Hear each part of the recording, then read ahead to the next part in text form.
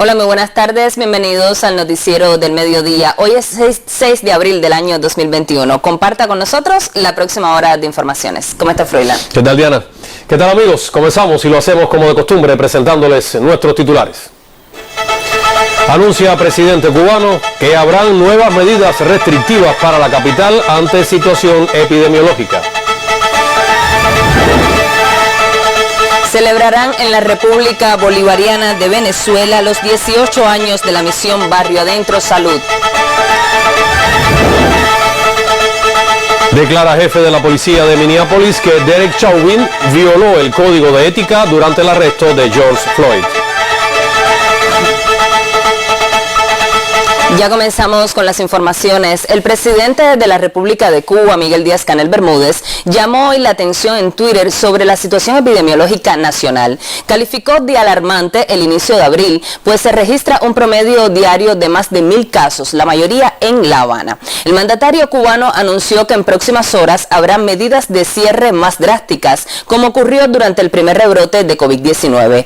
Agregó además que pasarán meses para que el país quede completamente inmunizado, por lo que instó al actuar responsable para evitar los casos positivos del coronavirus SARS-CoV-2 causante de la COVID-19. Resaltó que no basta con poner el hombro, hay que poner actuación responsable, y agregó que por el bien de nuestras familias y de la patria se deben preservar medidas como el distanciamiento, la higiene y las mascarillas. Sobre los ensayos clínicos en fase 3 de los candidatos vacunales cubanos anti-COVID-19, Díaz-Canel resaltó en otra comunicación que más de 90.000 voluntarios reciben ya la segunda dosis de Soberana 02 y Abdala. Prosiguió el jefe de Estado en su tuit que a la par sigue el estudio de intervención controlada con otros miles de cubanos, lo que representa un extraordinario esfuerzo que merece una respuesta popular más responsable. El doctor Francisco Durán García, director nacional de epidemiología del Ministerio de Salud Pública, informó en conferencia de prensa que al cierre de este lunes se reportan 1.030 nuevos casos con la COVID-19 en el territorio nacional. Se lamenta el fallecimiento de 4 personas a consecuencia de la enfermedad y fueron otorgadas 774 altas clínicas. En la conferencia habitual por la COVID-19 del Ministerio de Salud Pública de hoy, el doctor Durán dijo que el 53% de los casos reportados ayer son asintomáticos, lo que confirma el peligro de la transmisión de un virus silencioso con un alto nivel de contagio. El mayor por ciento, 1.021 casos producto de la transmisión autóctona en nuestro territorio, que comenzó a incrementarse el año 2020 y se ha ido incrementando.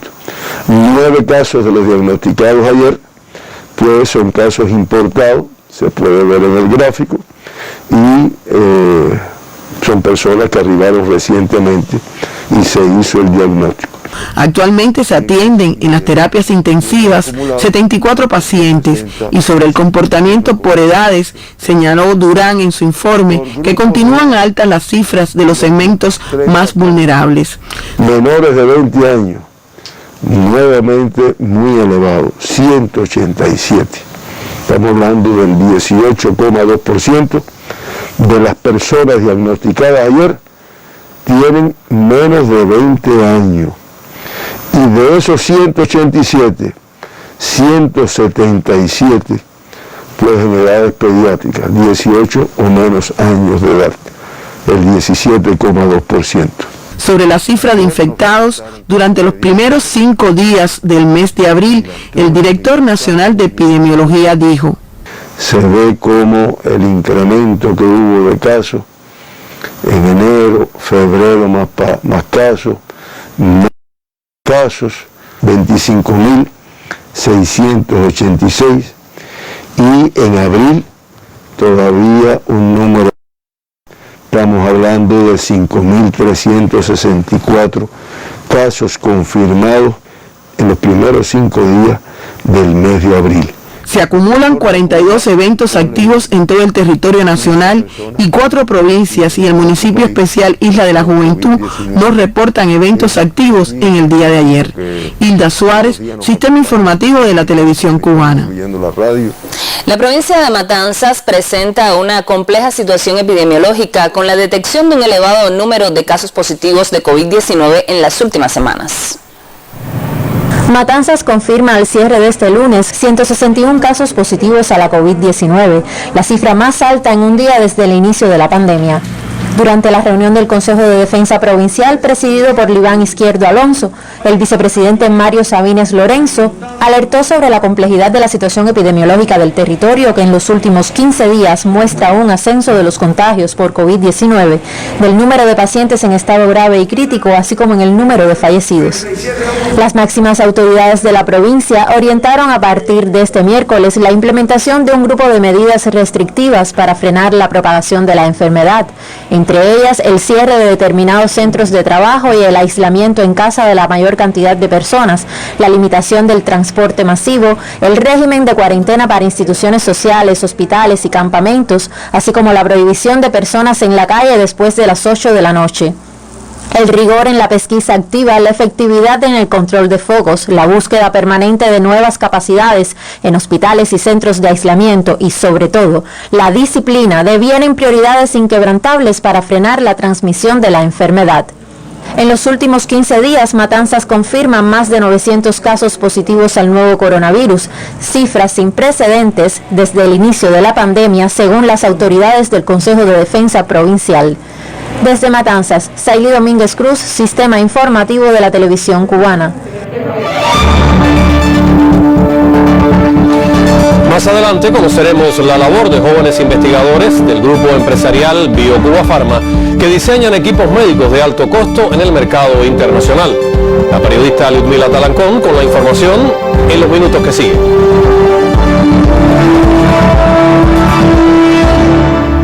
Y lo anunciábamos en titulares, el próximo 16 de abril se cumplirán 18 años de la fundación en Venezuela de la Gran Misión Barrio Adentro Salud, con la participación de especialistas cubanos. Varias actividades se realizan en la República Bolivariana para conmemorar el nacimiento de una iniciativa que cambió para bien el destino de esa nación.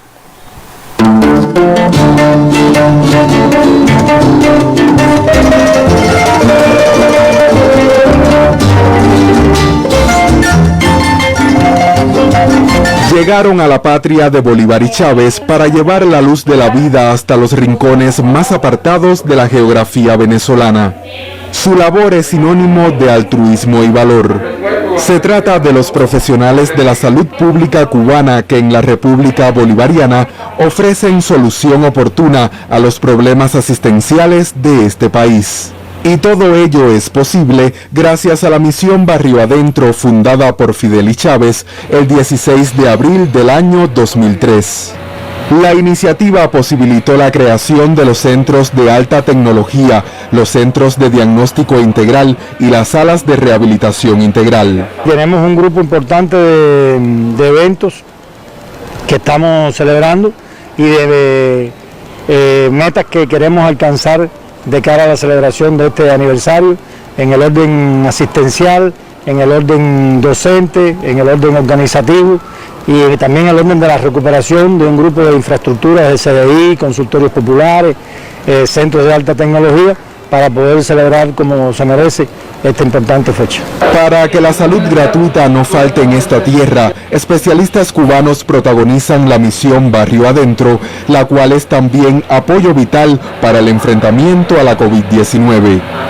Desde Venezuela reportamos Raúl Verdesie, Joan Bárcena y Gianni López Brito, Sistema Informativo de la Televisión Cubana.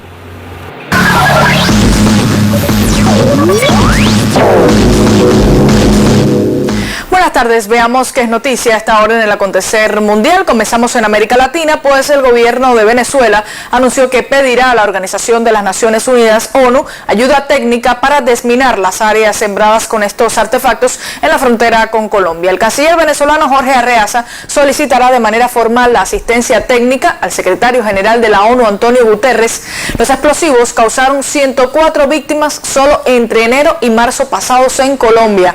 De acuerdo con la organización Sures, después de Afganistán, Colombia es el país con más víctimas de minas en el mundo. El canciller venezolano recordó que estas armas fueron prohibidas en 1997.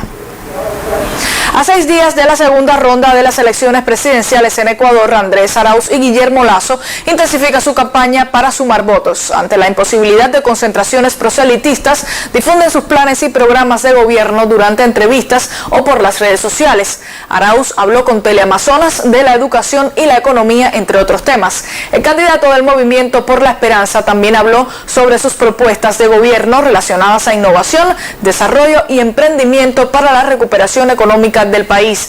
Abogó por la industrialización para generar oportunidades de trabajo y conocimiento. También prometió erradicar la desnutrición infantil, una deuda que indicó tiene el actual gobierno de Lenín Moreno. En Estados Unidos, el juicio contra el ex policía Derek Chauvin, acusado del asesinato del afroamericano George Floyd, prosiguió en Minnesota bajo un fuerte dispositivo de seguridad y 2 declaraciones de testigos que acentúan la responsabilidad del acusado.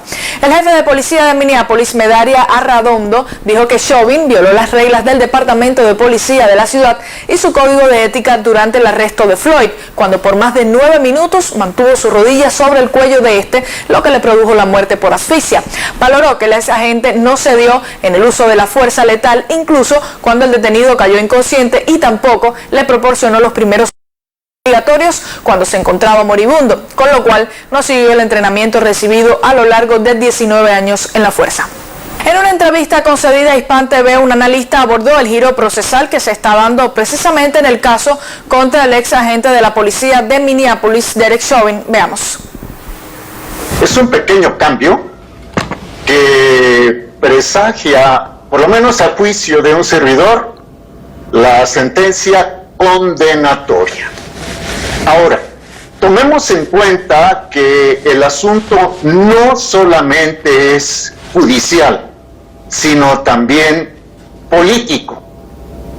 Judicial porque, bueno, se cometió a la vista de todos y, como se ve, hasta el jefe de Chauvin lo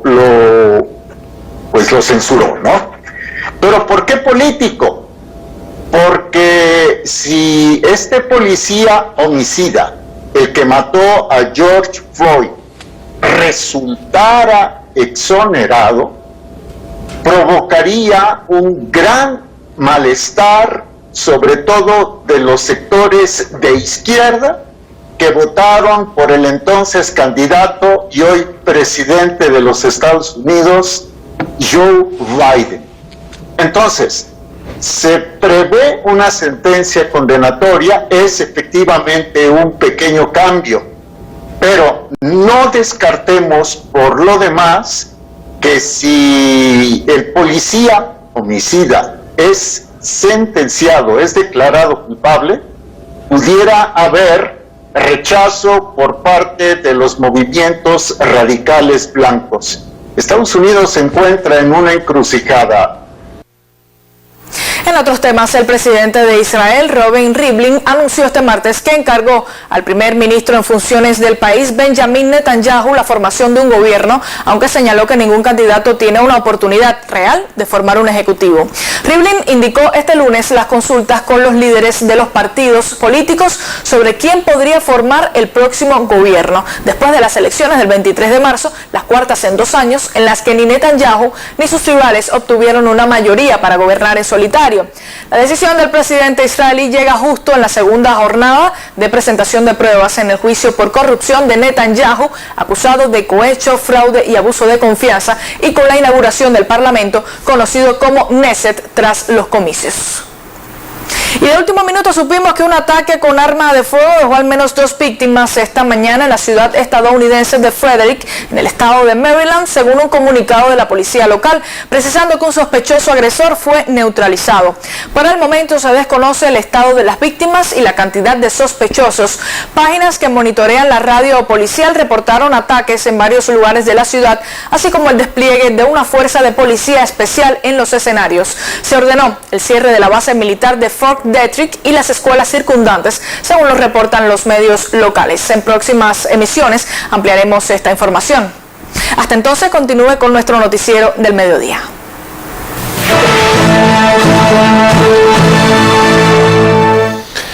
Los aeropuertos internacionales Juan Gualberto Gómez de Varadero y Jardines del Rey en Cayo Coco, bajo estrictos protocolos epidemiológicos, contribuyen a que Cuba se convierta en un destino seguro en medio del enfrentamiento a la COVID-19. La terminal aérea matancera se encuentra lista para recibir en las próximas semanas a turistas de Rusia. Por su parte, el aeropuerto de Ciego de Ávila está preparado para el reinicio de las operaciones este verano en el caso del mercado portugués.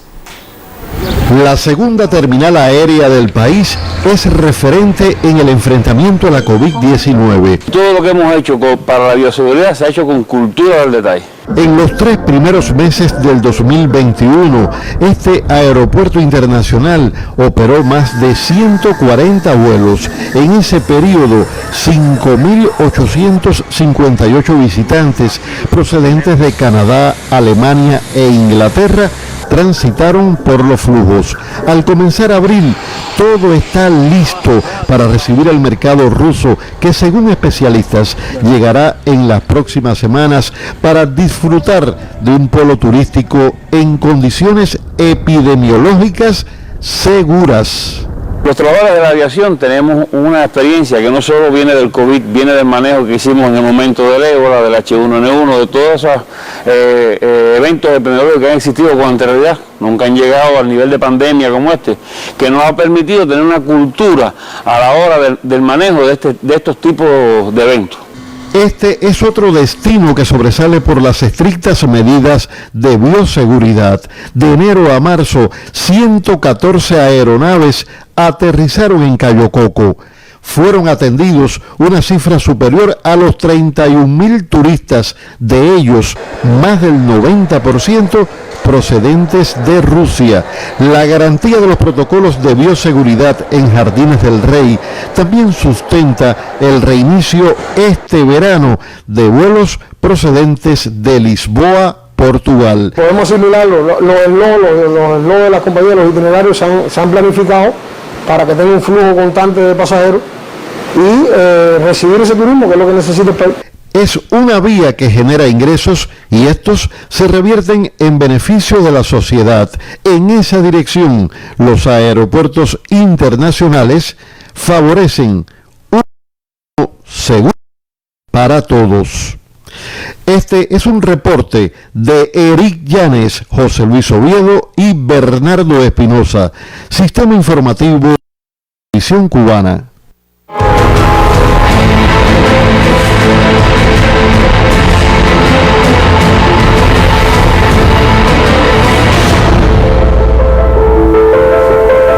El año 2020 fue escenario de heroicos esfuerzos en todos los sectores de la sociedad cubana por mantener su desarrollo a pesar del bloqueo, la pandemia y la crisis económica mundial que ha generado. De ahí el mérito de los colectivos de trabajadores que en esas condiciones alcanzaron la condición de vanguardia nacional. El sector agropecuario es desde el pasado año de los más golpeados por la crisis, la pandemia y el bloqueo. No obstante, 44 centros lograron la condición de vanguardia nacional, de los cuales 6 pertenecen al grupo empresarial Gelma. La unidad empresarial de base de logística y la empresa de suministros agropecuarios, ambas en La Habana, están entre los reconocidos con esa condición. Después del 2020, que planificamos con bloqueo, con restricciones, una economía, y en marzo tuvimos que hacer todas las evaluaciones y modificaciones de los planes que esta empresa se propuso de modificar plan. Es algo importante también por la propia dirección de la ONU y trabajar, apuntar, cumplir muchas tareas. Por provincias, La Habana logró 6 centros vanguardias. Le siguió Matanzas con 5, Mayabeque, Ciego de Ávila y Santiago 4, Pinar del Río, Artemisa, Villa Clara y Holguín 3, Camagüey 2 y Cienfuegos, Las Tunas y Granma lograron 1. Al Grupo Empresarial de Logística del Ministerio de la Agricultura se le aprobó en fecha reciente la licencia de importación para más de 40 renglones básicos en la producción agropecuaria, lo que debe contribuir a la disminución de los precios de los insumos que hoy se suministran a la base productiva. Sobre este tema volveremos. Liudmila Talancón y Manolo Rodríguez Salas, Sistema Informativo de la Televisión Cubana. Trabajadores del INDER en la provincia de Granma apoyan la producción de alimentos. En la finca del campesino Humberto Labrada, su aporte es decisivo en la cosecha del tomate. Glorias del deporte, metodólogos y otros trabajadores del INDER en Bayamo colaboran en la producción de alimentos mientras las actividades deportivas están suspendidas como consecuencia del nuevo coronavirus. En la finca del campesino Humberto Labrada de la cooperativa Niceto Pérez es bienvenida la nueva fuerza convocada por la dirección del gobierno en el municipio. Apoyar en la recogida de tomate en la finca esta de aquí. Somos varios profesores que estamos aquí, varios metodólogos. La recogida de tomate ha sido bastante buena, con buena calidad. Creo que con esto se va avanzando bastante y creo que es un apoyo grande que estamos dando a los organismos, por lo menos al llamado que nos hacen por la parte del gobierno, y creo que hasta ahora todo va saliendo bien. Esta fuerza ha dado una ayuda porque el tomate estaba madurando mucho, un pico de cosecha, y estaba madurando mucho y no teníamos fuerza casi. Y con esta fuerza nos han recogido en 3 días alrededor de 400 cajas de tomate. Los trabajadores del INDER en Granma apoyan en disímiles tareas en medio de la pandemia, unos en la producción de alimentos, otros en centros de aislamiento, aportando lo mejor de sí ante el llamado del país. Desde Granma, Lisette Márquez, Sistema Informativo de la Televisión Cubana.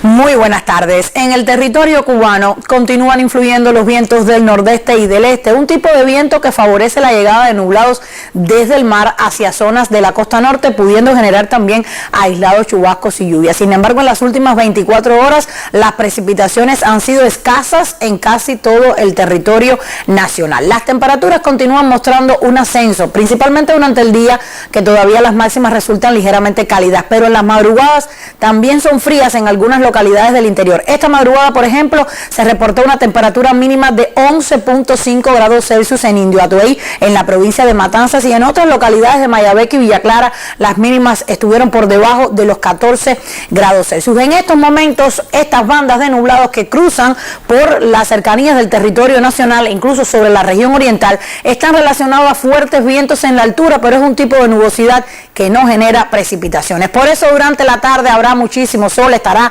parcialmente nublado en casi todo el territorio nacional, se nublará de manera ocasional en alguna localidad en sentido general con pocas precipitaciones, y en la noche, como ven, continuarán los nublados parciales en toda Cuba y con baja probabilidad de lluvias. Las temperaturas, ya les decía, una jornada ligeramente cálida, máximas hoy entre 27, 29 grados Celsius, pueden llegar hasta los 30 y 31 grados en las provincias del sur oriental, y en la noche las temperaturas estarán en el entorno de los 21 y 23 grados, 20 grados en el Pinar del Río y hasta 24 grados Celsius en la provincia de Santiago de Cuba. Los vientos se mantienen del nordeste al este entre 15 y 30 kilómetros por hora, con rachas superiores hacia zonas de la costa norte. Por eso todavía habrá oleaje en ambos litorales orientales y poco oleaje en el resto de nuestras costas. Así que ya usted sabe, una jornada hoy con temperaturas ligeramente cálidas en toda Cuba y pocas precipitaciones en sentido general. Hasta aquí el tiempo, gracias por la compañía.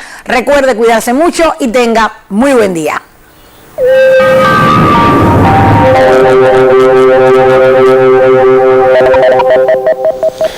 Y como ya les habíamos comentado, el presidente cubano hizo referencia hoy en su cuenta de Twitter a la situación epidemiológica nacional agravada este mes, a la que calificó de alarmante al registrarse un promedio diario de más de 1000 casos. Dadas esas condiciones en la nación, vamos a revisar el comportamiento de la COVID-19 en las primeras 5 semanas, o mejor mejor 5 jornadas del actual mes de abril. Vean ustedes las estadísticas, como vemos en esta tabla, los casos diarios reportados se han mantenido por encima de los 1000. Vean ustedes ahí, 1077, 1029, 1062, 1066 y 1030. Si cuando hace un año atrás estábamos en 100 y tantos casos, pues nos alarmábamos, hoy día, ¿qué les parece? El día 3 de este mes, como pueden apreciar ahí, se confirmó la cifra más alta de contagios en el país desde el inicio de la pandemia. 1.162 casos positivos.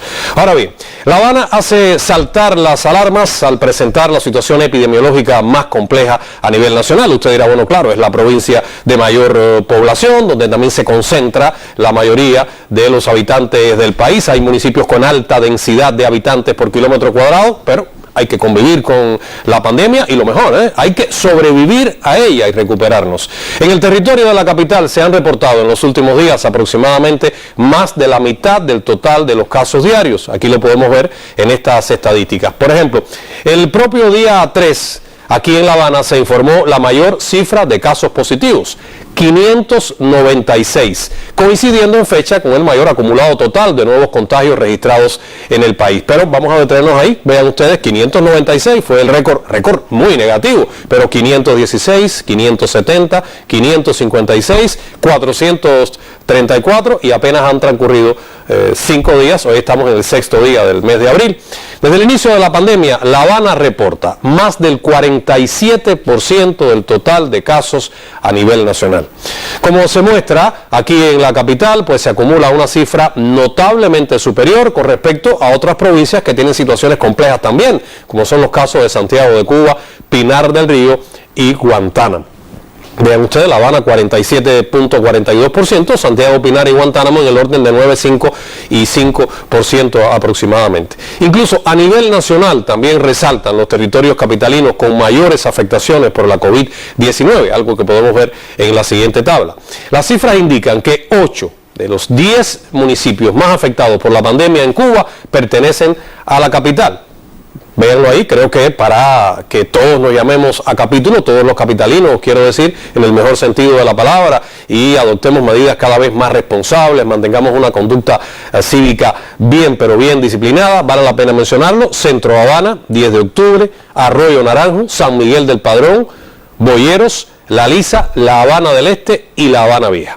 Ante estas condiciones, las autoridades capitalinas han reforzado las medidas de restricción con el objetivo de hacer frente a la pandemia, pero se necesita de la cooperación y disciplina de la población. Son elementos que han tenido grandes fisuras en las últimas semanas. La vacuna sí, ya llegó, se está abriendo paso, las vacunas mejor, en el caso de nuestro país, desarrollada por nuestros propios científicos, con muy buenos augurios, aunque se encuentran aún en la fase 3 de ensayos clínicos, pero todavía, estimados televidentes, capitalinos que están con nosotros a esta hora del mediodía, la mejor vacuna sigue estando en nosotros mismos. Aun cuando ahora se esté vacunando y durante buena parte de este año, pues vamos a tener que convivir con la COVID. Es un virus, los virus permanecen en el ambiente y por lo tanto de nuestra conducta, de cómo nos comportemos en los diferentes ámbitos de nuestra casa, incluso cuando tengamos que salir por determinadas razones. Todos nos vemos expuestos en ocasiones a salir de casa porque no tenemos todas las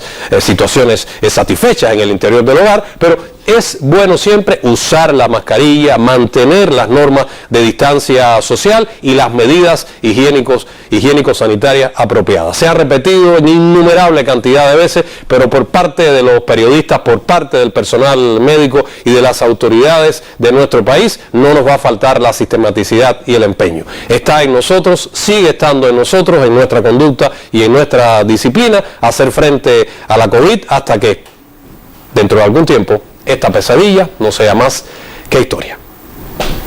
Y precisamente para hacerle frente a esta pandemia, Cuba cuenta con el aporte de jóvenes ingenieros e investigadores para lograr la soberanía tecnológica. En el grupo empresarial BioCuba Pharma, producir equipos y medios para enfrentar la pandemia de la COVID-19, una voluntades de experimentados científicos y recién egresados de las universidades. Veamos. Este es el prototipo de ventilador pulmonar de altas prestaciones hecho en Cuba, a punto de convertirse en producto líder de Conbiomed, empresa del grupo BioCuba Pharma.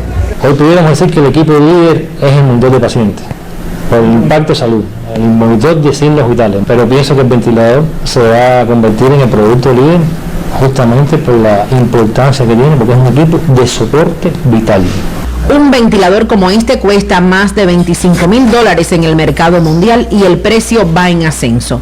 Jóvenes ingenieros junto a otros profesionales integraron el grupo que dio vida al proyecto. Entonces la idea es tener que Cuba pueda contar con un respirador diseñado y producido aquí mismo para no depender del mercado internacional. Mi función principal en el proyecto fue diseñar la tarjeta de control del ventilador. Esta tarjeta es la que se comunica con la motherboard, que es la que transmite la imagen hacia el monitor. Además es la que controla todos los periféricos del equipo. A mí se me dio la tarea de seleccionar los componentes neumáticos que permitan la ventilación a la mayor cantidad de pacientes posible, porque al final eso es lo que limita la capacidad del ventilador de ventilar a pacientes con situaciones respiratorias más críticas. Trabajar en un centro que cree equipos médicos y participar en un proyecto de la envergadura de este proyecto que va a cubrir una necesidad del sistema de salud cubano es muy gratificante. El primer prototipo está hoy en fase de ensayos hasta obtener el registro médico y comenzar su producción a escala industrial. Los muchachos jóvenes nos han dado energía y además nos da la satisfacción de transmitirles la experiencia acumulada en todos estos años de trabajo para que ellos sigan adelante la obra, ¿no?, de la institución. Tecnologías desarrolladas en Cuba gracias al potencial científico-técnico generado por la revolución y donde los jóvenes siempre están en primera línea. Lyudmila Talancón, Sistema Informativo de la Televisión Cubana.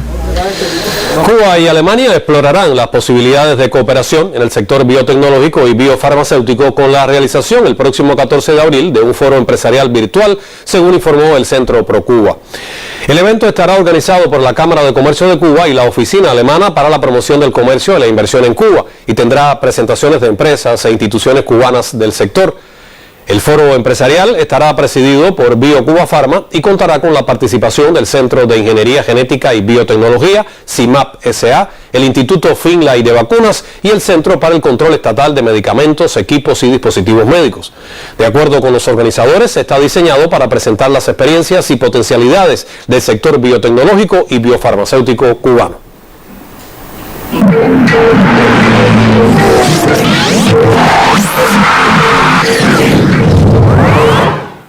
Muy buenas tardes. Todavía resuenan los ecos de la final en la Serie Nacional de Béisbol número 60. El equipo Granma conquistó su tercera corona en el último lustro bajo el mando del experimentado estratega Carlos Martí. Y el colega Aurelio Prieto Alemán les realizó el siguiente trabajo.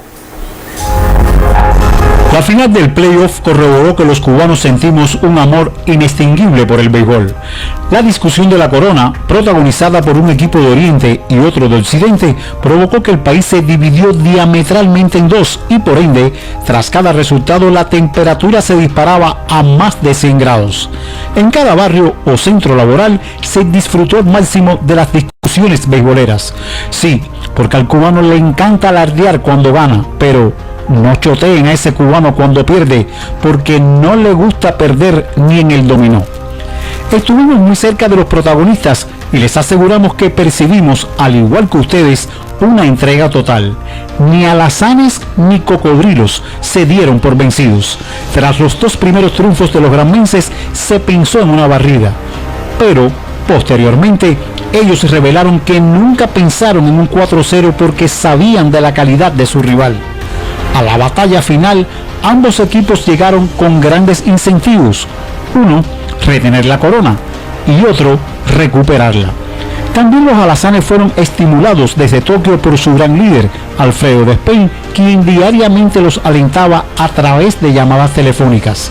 Sin embargo, pensamos que hubo un acicate adicional para los caballos que los transformó en indomables, y fue cuando la mayoría apostó por los cocodrilos al darles a estos la etiqueta de favoritos. A partir de ahí, los caballos se pusieron ariscos. Salieron a ganar el juego diario hasta concretar su tercer título en el último lustro. Granmenses, saquen las monturas, y cabalguen con alegría junto a sus héroes que demostraron en disputada lid ser los mejores.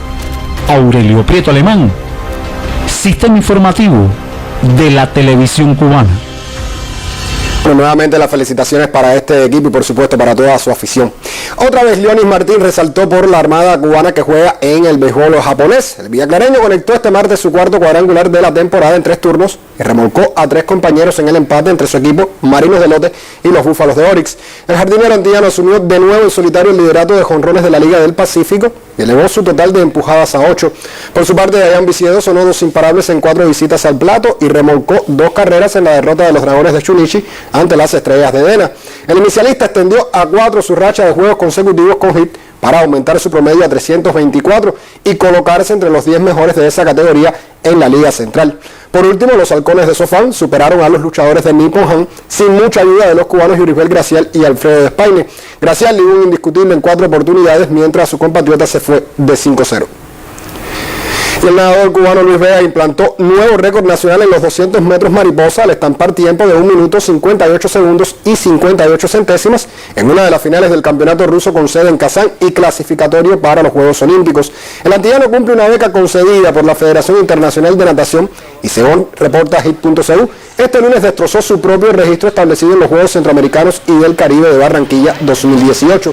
Con ello alcanzó el metal bronceado y mejoró la marca B, aunque su objetivo es lograr la A alrededor de 2 segundos menos, que le daría el boleto directo a la cita estival. Su compañera Lorena González compitió en los 200 metros libres y estampó un registro de 2:08.26, lo que quedó lejos de su cota personal, pero es una mejoría para la actual etapa competitiva. Y el panorama foráneo, al Real Madrid se le suma otro dolor de cabeza hoy ante el Liverpool, con la ausencia confirmada de su otro central, el francés Rafael Varane, por COVID-19. Los merengues deben afrontar la ida de los cuartos de la Liga de Campeones en tales condiciones, en el duelo más esperado de la jornada. No podrá jugar Rafael Varane. Ha dado positivo por COVID y se pierde el partido de esta noche contra el Liverpool, el clásico del sábado contra el Barça y la vuelta de la Champions contra el Liverpool. Y además recordamos con Ramos también lesionado y con Carvajal lesionado. A unas horas del Real Madrid-Liverpool de esta noche a las 9, Varane positivo en COVID. Y en otros temas, la República Popular Democrática de Corea no participará en los Juegos Olímpicos de Tokio. Así lo confirmó el Ministerio de Deportes de ese país asiático a través de un comunicado, argumentando que tal decisión responde a un intento por proteger a sus atletas de la crisis sanitaria mundial que genera la COVID-19. El Comité Olímpico de la RPDC adoptó esta drástica resolución durante una reunión celebrada a finales de marzo, en la que también se debatieron las posibles estrategias para que las delegaciones deportivas sean más exitosas en eventos internacionales de este calibre. Se trata de la primera nación que decide retirarse del certamen. El otro gran ausente será Rusia, al que se le ha impedido participar debido al escándalo de dopaje que se destapó en 2019 y que se remonta varios años atrás, aunque no pocos atletas de ese país estarán presentes compitiendo bajo la bandera olímpica. Concluye así este recorrido con la actualidad deportiva. Tenga usted muy buenas tardes. Muy buenas tardes también para ti, Alejandro. Ahora revisamos otras informaciones. La ministra de Ciencia, Tecnología y Medio Ambiente, Elba Rosa Pérez Montoya, reconoció el trabajo del Observatorio Científico, Tecnológico y de Innovación. Este centro celebra hoy un año de trabajo, al tiempo que ayuda con su labor a las investigaciones y a las tomas de decisiones en nuestro país. El Observatorio Científico, Tecnológico y de Innovación, rectorado por el Ministerio de Ciencia, Tecnología y Medio Ambiente, celebra hoy su primer aniversario de trabajo. Este centro se consolida como una herramienta que aporta información para el seguimiento, el diseño o la reformulación de las políticas y los programas dirigidos al desarrollo científico, tecnológico y de innovación en Cuba. Constituye una herramienta que aporta información para el seguimiento, diseño, reformulación de las políticas públicas de ciencia, tecnología e innovación y los programas dirigidos al desarrollo científico del país. Y en el marco de las nuevas políticas del sistema de ciencia cubano, se constituye además en una manera de viabilizar y promover su implementación. En el encuentro se reconocieron a trabajadores destacados e instituciones que desempeñaron un papel relevante en el trabajo de este observatorio científico, tecnológico y de innovación. Entre los beneficios de este observatorio está el apoyo a los procesos de toma de decisiones en cualquier área relacionada con la ciencia, la tecnología y la innovación, la visibilidad nacional e internacional de la actividad científica, además de elevar la percepción social de la ciencia. Maray Suárez, Sistema Informativo de la Televisión Cubana. En los minutos finales de esta emisión ofreceremos el testimonio de Anelia Ramírez y Orlando Figueredo, un matrimonio granmense que decidieron ser voluntarios de los estudios clínicos del candidato vacunal Abdala.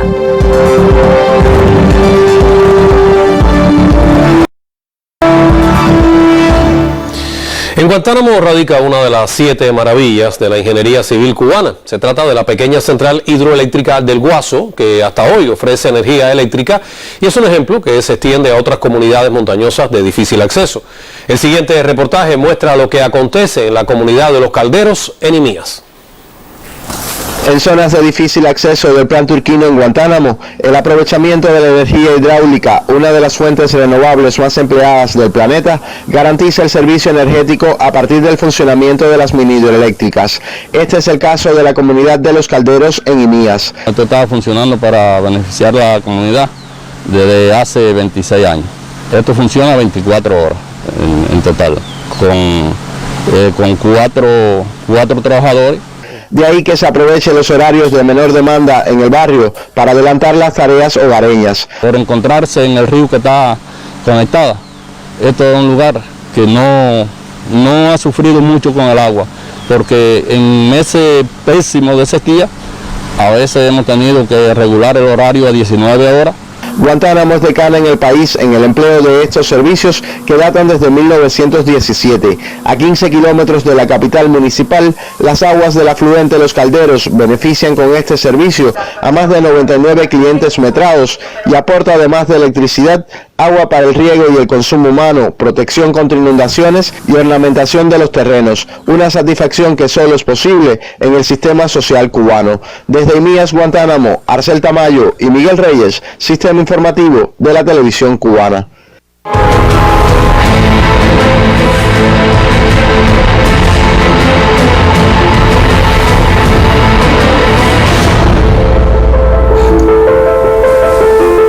El accionar de los campesinos santiagueros ante la tarea de ordenamiento y el autoabastecimiento local fue reconocido por el presidente de la Asociación Nacional de Agricultores Pequeños, Rafael Ramón Santiesteban Pozo, en visita de trabajo al territorio oriental. Defender nuestra soberanía alimentaria es pensar en desarrollo ordenado y desde las localidades donde la membresía campesina tiene exigencias.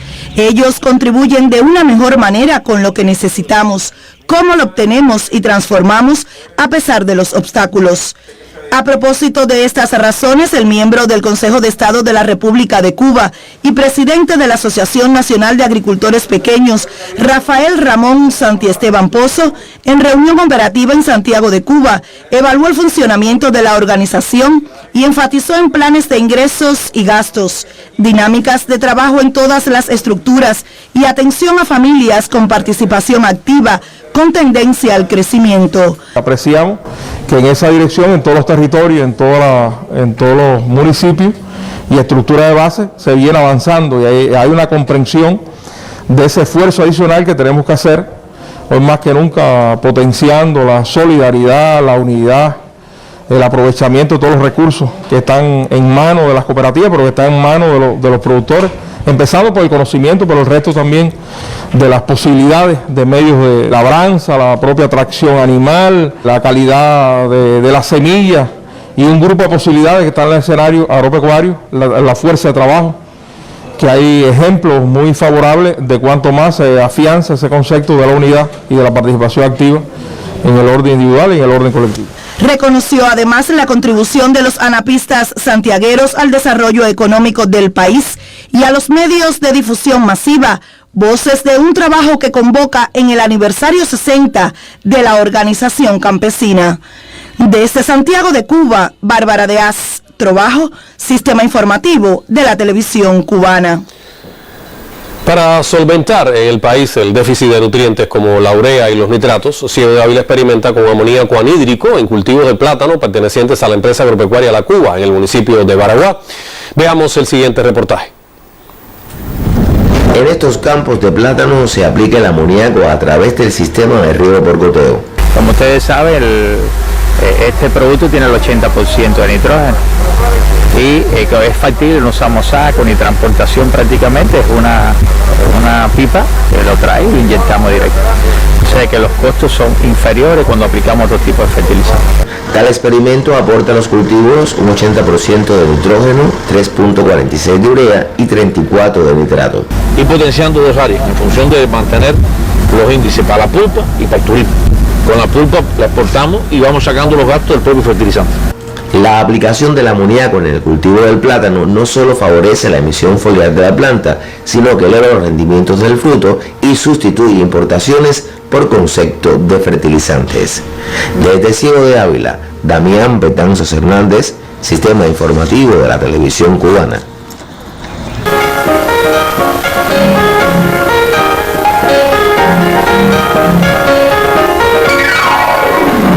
Buenas tardes. En la provincia de Santi Espíritus fueron entregados premios de conservación y restauración del patrimonio inmueble. Las edificaciones reconocidas pertenecen a los siglos XIX y XX y son joyas de la arquitectura de dos de las primeras villas fundadas en Cuba. El patrimonio espirituano rejuvenece. En la calle Independencia, la vivienda número 207 obtuvo el premio de conservación. Los propietarios Teresa Hernández y Niorli Bilbey recuperaron un inmueble del siglo XIX con notables valores arquitectónicos y además lograron un excelente ambiente doméstico. El lauro en el apartado de restauración fue para la Academia de Artes de Trinidad de la sucursal Arte Santi Espíritus. Luego de una compleja rehabilitación integral, el taller Eva Cuba, perteneciente al Fondo Cubano de Bienes Culturales, recuperó un espacio edificado desde el siglo XIX, donde ahora se enseñan desde percusión y danza hasta pintura. La directora del Centro Provincial de Patrimonio, Anaí Gómez, reconoció a la Oficina del Conservador de Trinidad por la ejecución de la farmacia La Purísima. El inmueble de principios del siglo XX conserva su valor de uso y también rescató piezas del mobiliario original.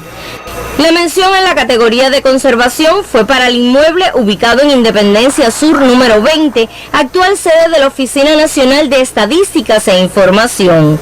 A mediados del mes de abril se darán a conocer los premios nacionales del patrimonio inmueble en Cuba.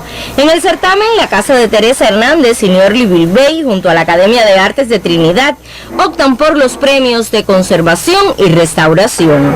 Desde Santi Espíritus, Jenny Fleites, Sistema Informativo de la Televisión Cubana. Y un día como hoy, 6 de abril, pero de 1930, nace en la ciudad de Santiago de Cuba Celeste Mendoza, reconocida cantante cubana y emblemática intérprete del guaguancó. Muchos especialistas coinciden que ella llevó ese género a un nivel superior y además hizo trizas el mito de la permanencia masculina en el mismo. Defendió su estilo con sensualidad y códigos muy personales, pero siempre fue fiel al ritmo y la cadencia que demanda el guaguancó. Su imagen con sobresaliente moño o el empinado turbante y su bien timbrada voz de contralto dejan claro que ella es para la posteridad la reina del guaguancó. Que yo no puedo mencionar su nombre, que su marido no se entere, que ella sale de... Y en otras noticias, en Santa Clara se rememoró el Día Internacional del Libro Infantil y se presentaron 3 novedades de la editorial Capiro de ese territorio. El proyecto Ateneo de la librería Pepe Medina en Santa Clara, Puertas Adentro, acogió un recital de poesías con parte del gremio de la literatura infanto-juvenil de Villa Clara y Puertas Afuera, la muestra y comercialización de títulos en homenaje al Día Internacional del Libro Infantil, que recién fue recordado, invitando a la lectura. Con venta de libros, lecturas de poemas, de fragmentos, de cuentos, a cargo de los escritores, los principales escritores para niños de nuestra ciudad y de nuestra provincia. Por otra parte, la Sala Margarita Casallas del Centro Cultural El Mejunje fue testigo de 3 novedades del sello Capiro. Manías crónicas de Ricardo Riverón, Los libros que a diario de Yamil Díaz e Introspección detrás del olvido de Alexis Castañeda. Los tres autores poetas, además de escribir y promover, incursionan en diversos géneros periodísticos y todos en estos libros mantienen estrecha relación con la vida artística del Mejunje. Pequeñas historias que van configurando la gran historia. El mío de crónica, el de Yamil de reseñas de libros y el de Alexis también un libro testimonial sobre algunos hechos relevantes que han sucedido en esta ciudad. No dejar pasar por alto acontecimientos que pudieran tener una lectura futura para enseñarle a esas generaciones que vendrán lo que fue nuestra cultura del día a día en esos momentos. Y por eso precisamente ya son varios los libros que se han escrito sobre con esta tónica, ¿no? Desde Villa Clara, Hilda Cárdenas Conyedo, Sistema Informativo de la Televisión Cubana. Y seguimos con música, pues la agrupación Alexander Abreu y Habana de Primera estrena el videoclip Más rollo que película. Tras la presentación del sencillo del mismo nombre que integra su próximo álbum ¿Será que se acabó?, el reconocido cantante, trompetista y compositor cubano pone a consideración del público el videoclip de este tema, una coproducción de Pafata Productions y Producciones Abdala. La música está disponible en todas las plataformas digitales y el videoclip en el canal oficial de YouTube de Habana de Primera. El disco es un homenaje a los artistas de las décadas de los 80 y 90 del pasado siglo. Mire la cara que tiene Mireya, mi barrio se vio crecer un cañón. Y así me despido por hoy. Muy buenas tardes. Buenas tardes también para ti, Claudia, que nos ha dejado con ganas de bailar, Alexander y Habana de Primera, pero eso será después. De momento nosotros a lo nuestro. El 1 de abril de 1908 comenzaron a funcionar en Camagüey los primeros tranvías eléctricos. Arbelio Pérez Castro tiene una manera muy singular de contar la historia de este medio de transporte. A través de la ficción nos regala muchos detalles históricos de la época del tranvía. El 1 de abril de 1908 circularon por las calles camagüeyanas los primeros tranvías eléctricos. El moderno transporte se convirtió en un fenómeno inigualable para la ciudad de Los Tinajones. Incluso marcó una pauta importante en la arquitectura de la ciudad, pues no fueron pocos los cambios en las edificaciones luego de la puesta en práctica de los tranvías. Si bien hoy algunas de sus líneas aún son visibles en las calles del centro de la ciudad, la historia de estas máquinas ha quedado un poco en el olvido para las nuevas generaciones de agramontinos. Sin embargo, los tranvías no escapan de la memoria de Arbelio Pérez Castro y su esposa Marta de la Torre, una pareja de octogenarios que no olvidan los tiempos en el que las máquinas alimentadas por electricidad recorrían la ciudad. Por eso Arbelio recrea la historia de los tranvías de una manera muy singular, a través de la ficción. He preparado el libro que estoy escribiendo como si el tranvía fuera mi amigo que apareciera y yo fuera su interlocutor, y entre los dos conversábamos acerca de sus realidades y acerca del pasado y acerca de cómo fue el tranvía en aquella época, y así me fue nutriendo de toda una serie de elementos históricos que coadyuvan al entorno de cómo se desenvolvió el tranvía durante casi 50 años. Cada capítulo de la historia es un viaje al Camagüey de la primera mitad del pasado siglo, incluso hasta un poco antes, cuando llegaron a la ciudad los primeros tranvías impulsados por mulas, traídos en la última década del siglo XIX por Enrique Loynaz del Castillo. Loynaz allá en los Estados Unidos se conectó con Martí y recibió la encomienda de traer hacia Cuba un poco de armas en los asientos de los tranvías que entraban por nevitas. Pero cuando llegaron aquí a Camagüey, alguien los denunció y tuvo que salir huyendo porque podía haberlo hasta fusilado en ese momento. Luego el tranvía siguió trabajando, terminó la guerra de independencia, la ciudad prácticamente quedó, como aquel que dice, quebrada. Las cosas empezaron a vender bastante baratas y hubo una compañía americana que compró el tranvía de mulas para hacer un tranvía eléctrico. Las anécdotas son infinitas, pero el estilo es tan refrescante que permite devorar los capítulos y aprender cada vez más de la historia del tranvía. Arbelio todavía tiene mucho que contar acerca de este medio de transporte. Por eso, pronto regresaremos para seguir descubriendo junto a él y Marta esta historia sobre rieles. Desde Audiovisuales Príncipe de la oficina del historiador de la ciudad de Camagüey, Alejandro García Gutiérrez, Sistema Informativo de la Televisión Cubana. Pensar en las vacunas cubanas es pensar en la vida, es hacer el bien sin pedir a cambio, es la razón de ser de muchas personas. Pero, ¿qué me voy a poner realmente? ¿Una vacuna? Creo que más, mucho más. Voy a llevar en mi hombro una dosis de conocimientos, de experiencias, del tiempo y esfuerzo de científicos estrellas. Será también una dosis de resistencia y confianza de un pueblo, mi pueblo, nuestro pueblo.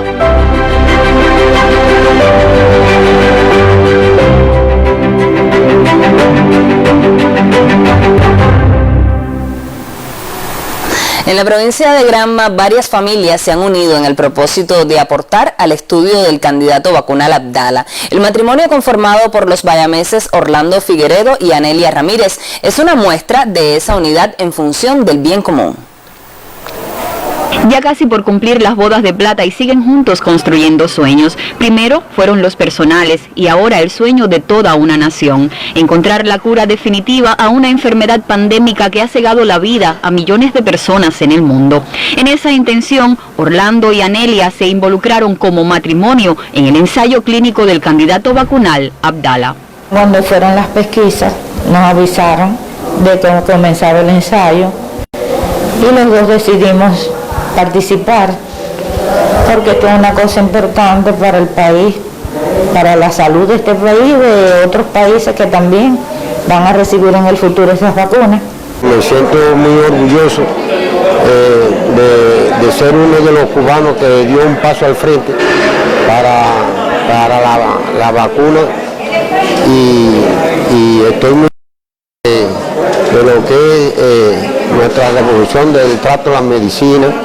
Ella trabajadora por cuenta propia, él obrero en los grupos electrógenos de generación distribuida. Representan dos sectores muy diferentes, pero a una misma sociedad que es equitativa y que trata a todos por igual. Por eso también sienten tanto orgullo de su nación y ya incluso ponen el brazo para la segunda dosis del candidato Abdala, asumiendo que la ciencia en Cuba tiene una historia que respalda su seguridad. Esto es un aporte que yo creo que los científicos cubanos no han tenido descanso. Ellos están entre los poco más de 6.000 granmenses incluidos como voluntarios en este estudio. Saben que con esta acción también dejan un legado a su familia. Padres de 2 hijos aseguran que es esta una historia para contar en el futuro porque forma parte de las páginas gloriosas del país. En Granma, Catiusca León, Sistema Informativo de la Televisión Cubana. Y de esta forma concluye el noticiero del mediodía. Espere más información en la emisión de la tarde de Canal Caribe y el noticiero estelar de las 8 de la noche. Y seguimos insistiendo en el cuidado que debemos tener todos para espantar definitivamente a la COVID, que tristemente permanece aún entre nosotros. Observe todas las medidas, compórtese correctamente, utilice y haga uso de todos los elementos higiénicos que estén a su alcance, porque si usted gana, ganamos todos. Nos vemos mañana. Buenas tardes.